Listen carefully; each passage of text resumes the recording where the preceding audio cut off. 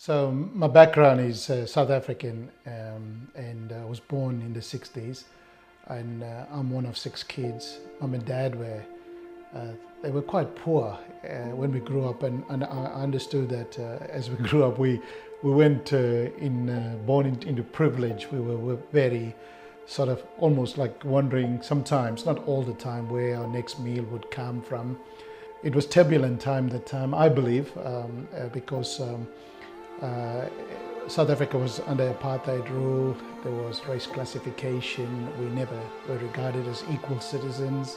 One day coming out and seeing Mum crying, I said, "What happened, Mum?" She said, "Look at our furniture was moved from the inside the house by force and put out as a threat to us."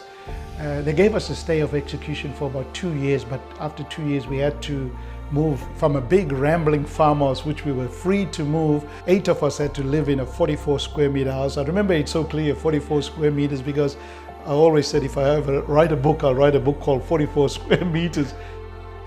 In 1994, apartheid, as we know, was removed from the statue, and Nelson Mandela became the first president, and I voted for the first time at 34. I literally felt a couple inches taller. When we visited in 1995, I thought this is like normal living. Everybody's integrating, everybody's friends, everybody's together, and I thought I want to live here. Fortunately, we were awarded migration and given a permanent resident visa, and we moved over in 1998. I started at Hutchies as a contracts administrator, and as my tenure continued, I just progressed to become the contracts manager. Contracts manager in a sense of you're running bigger jobs and you have many other contracts administrators working with you, and you call the shots financially in a sense. In 2008, I was given the opportunity of pastoring a church in Pottsville, and after 5 years of pastoring, I found that it was getting a bit of pressure running both hand in hand.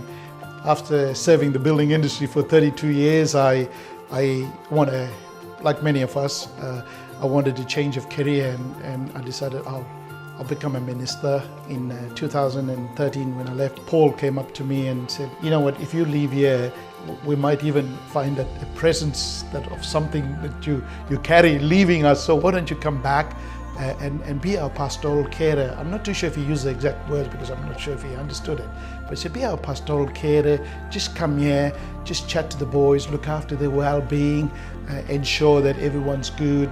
Over the last 5 or 6 years, it's just evolved into a job of caring for the staff. We call ourselves the workplace chaplain. The job of a chaplain is just being there, just being present. You don't go there with your views, you don't come with your ideas or philosophy or your own religion or anything. You just go there, and by talking to people, you get to find out if they're struggling. I think we all go through stress, but what I look for is distress.